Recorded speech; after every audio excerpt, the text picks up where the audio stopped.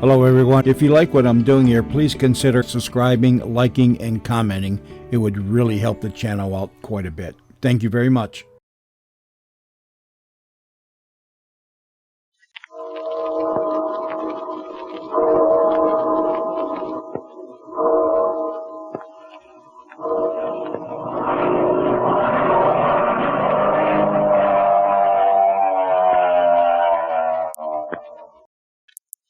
The Skelly Oil Company presents Captain Midnight.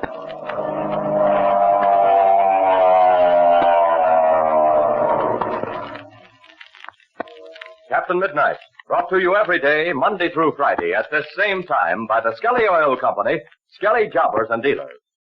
And now, here's exciting news for thousands of fellas and girls who've already joined up as junior pilots in the new 1940 Flight Patrol. If you are one of those who joined about a week ago, your spinning propeller medal of membership is now ready for you to pick up. So go back to the Skelly service station where you got your junior pilot's card, and your spinning propeller medal will no doubt be waiting for you. However, if it isn't there now, it's in the mail and it should be there for you in a day or so. And say, will you be tickled to pieces when you see it? Why, here's a letter from one enthusiastic young Flight Patrol member who was lucky enough to get his medal yesterday. It's from Jimmy Moss of Evanston, Illinois. He says, Dear Captain Midnight, boy, am I having fun with my new spinning propeller medal of membership. I just got it this morning. I'm having a circus with it. All the kids at school are crazy about that spinning propeller. They had me spin it for them at recess today to choose sides for pom-pom pull-away. See, I think I know how to find the meaning of that secret password already. I'll write you again when I have it all figured out. But meantime, thanks a million. And the letter is signed Jimmy Moss.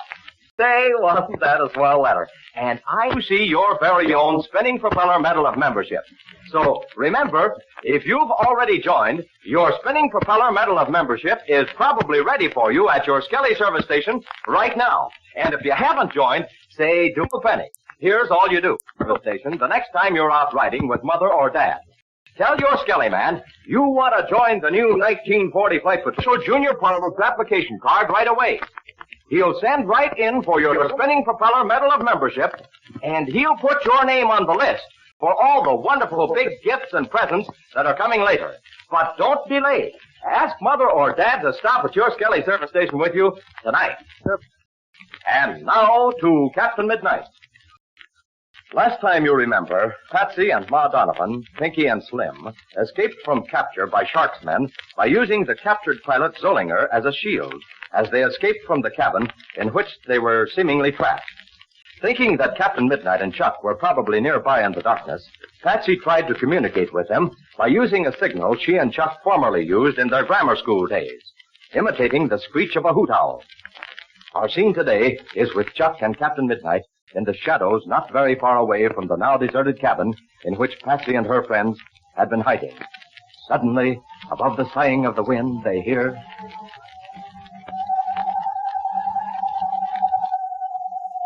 Blinking beacons red. There's that owl again. Don't move, Chuck. Something strange about this. There's something... Gee, I don't know what, but... Well, it's like trying to remember a name you know perfectly well. Yes, I wonder. There it is again, Red. Listen. What? I wonder if that could be possible. Wait a minute. What do you mean, Chuck? You wonder if what could be possible? Well, it just went through my mind like a flash, Red. Yeah? When Patsy and I were kids in grammar school, we used to make a call like that, sort of a signal. Say, do you still remember how to make that call? I could try. All right, now listen. Go ahead. We can't be much worse off than we are right now. Here goes. Say, that's pretty good. Now, listen. Here's the answer. It's Patsy. Well, it must be. Are you sure, Chuck? Well, gosh, Red, I'm not positive, but I don't see who else it could be. Yeah, all right, Chuck. We'll know soon enough. Now, listen. You hoot again, just like you did before. And if you get an answer right away, then that'll prove it. Shall I go ahead? Yeah, go ahead, Chuck. Say, kid, you're getting better.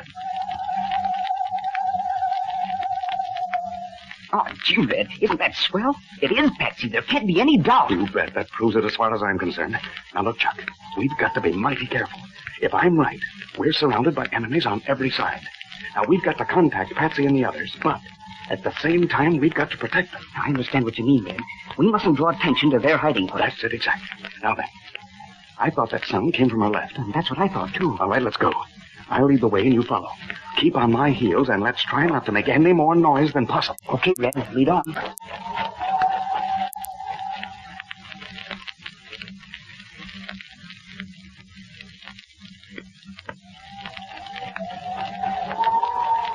Hold it, Chuck, hold it. This is far enough. Oh, gee, Red, we must have been going in the wrong direction. It seems to me we should have found them by this time. Yes, I thought so too, Chuck.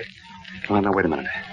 Let's look over the situation. Well, straight ahead of us leads downhill into a sort of a valley. I can't quite make out what it is. It's so dark. And, well, the question is, are they down there in that ravine or to our left up on the hill? It seems to me they'd be in whichever's the best hiding place. Well, there's no doubt about that. The question is, which is the best hiding place? I think I'd better signal again, don't you? Well, I don't want you to, but well, I guess you'll have to. If we do too much of this hooting, some of Shark's men may get suspicious. And we might also stumble right onto a nest of them. Yes, that's the one thing we can't afford to let happen. I should say not. If anything happened to us, well, I don't know where the rest of our bunch would do. Well, all right, go ahead then, Chuck. Just give another hoot.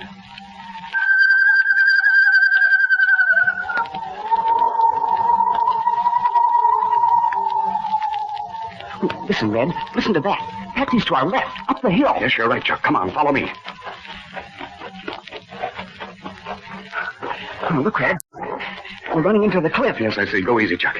What's that, Red? See? Where? Where, Chuck? Where? That big boulder to our right. Huh? There's something on the other side of it. Look, it looks like a man's head and shoulders. Chuck, you're right. It is a man. The only thing is, it might be one of Shark's men. Shall I hoot again? No, Chuck, no, don't do that. I've got to find some other way. Oh, I know what to do.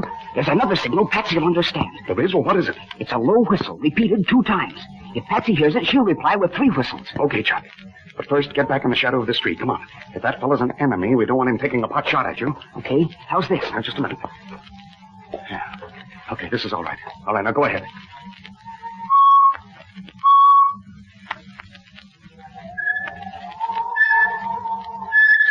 Gee, it's her all right. All right, now listen.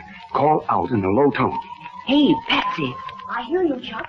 Here we are. Okay, Patsy. Come on, Red. Okay, go ahead, Chuck. Where are you, Patsy? Over here, Chuck. Come on, Red. Come on, Chuck. Gee, Chuck, we're glad to see you. Where's Red? Right behind me. Here he is. Oh, hello, Patsy. Oh, where's Maul? Sure, here I am, Chuck. Oh, praise be the saint. I didn't know when I'd ever lay eyes on you two again. That's what we're afraid of about you. Where's Pinky and Slim? They're out on guard. See? Pinky's over by that rock. Yes, we could see him from below. You better get down behind that rock, or one of Shark's men will pick him off. Oh, gosh, Patsy. We were sure worried about all of you. Did you see the shack? Yes, we did, Patsy. One end of it is completely blown out. Bless our lucky stars, we got out just in time. Well, how was the shack blown up? By one of those black flames. Oh, but praise be, we weren't there by that time. Oh, gosh, how did you get out? Aren't there a lot of Shark's men on the ground? I'll say there are. You took an awful chance coming out like that. Well, it wasn't so much of a chance because, you see, we had that injured pilot with us, and we used him as a shield. Not a bad idea, that. Now, where is he now? Right behind us in the mouth of this cave. Oh, I thought he was injured pretty bad. Sure, and that's what we thought. But when Pinky put a gun in his ribs, he got up and moved plenty fast. I'd like to find out about that fellow. I have an idea There's that... sure something mighty strange about him. Has he said anything? Not a sound has he uttered since you brought him in from that wreck. I don't know whether he's putting on an act or not. Well, if you ask me, that's just what he's doing. The question is, what are we going to do with him? Gosh, Red, what are we going to do? That's all arranged, Patsy. We're going back into the mountains to a place that Chuck and I know of. Gee, Ma, did you hear that? Isn't that swell?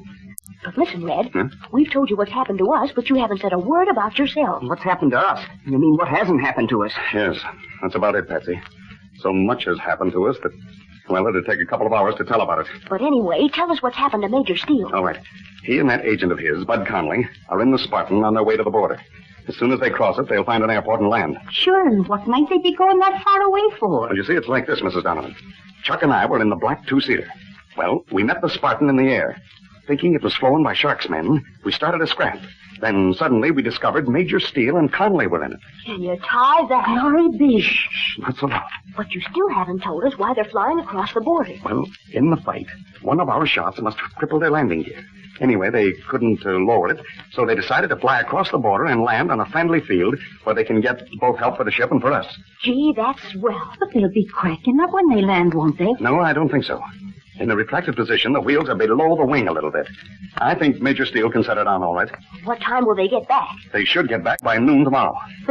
You mean today? It's after 12 o'clock already. Oh, gosh. I didn't realize it was that late. Well, how soon do we start for this place you picked out, Ned? In just a few minutes, Patsy. Oh, how do you feel, Mrs. Donovan? Have you had any rest?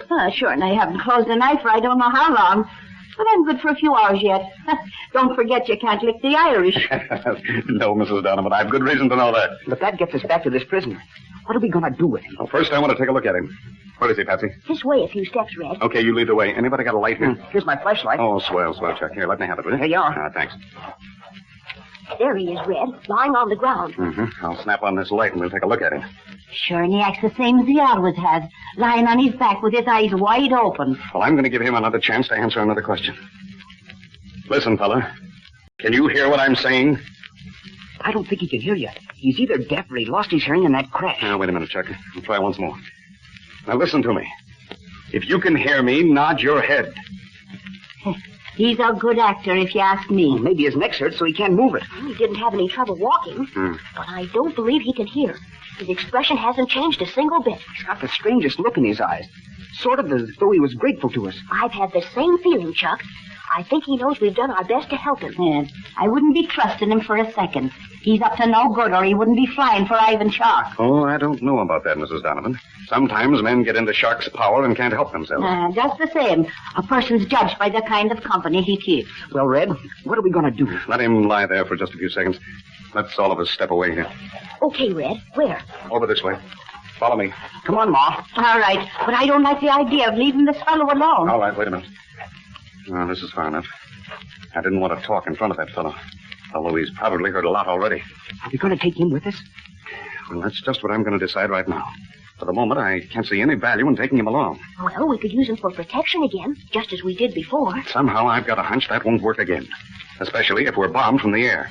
From what I've seen of Ivan Shark, he won't care whether this man's life is sacrificed or not. And there's something else, Red. Huh? If this fella can hear, he may have overheard us talking about Juan Perada's hunting lodge. That, Chuck, is the deciding factor. We've got to keep Perada's camp a secret. So we'll take him along. Quick! Huh? Look over there! Look, Red, somebody's running. It's our prisoner, the injured pilot. He's escaping. Hurry, Red, hurry!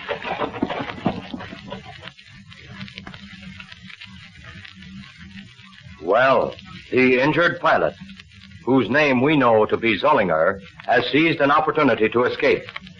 But what is the truth about him? Is he actually deaf and dumb, or did the crash destroy his power of speech and hearing? Tune in tomorrow to Captain Midnight.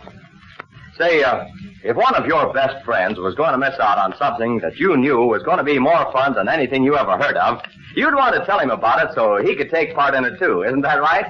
Well, that's why I want to say this to you fellas and girls who haven't yet joined the new 1940 Flight Patrol. Don't miss out on all the thrills and adventure and free presents that are coming for all of us. Join up tonight. It doesn't cost a penny.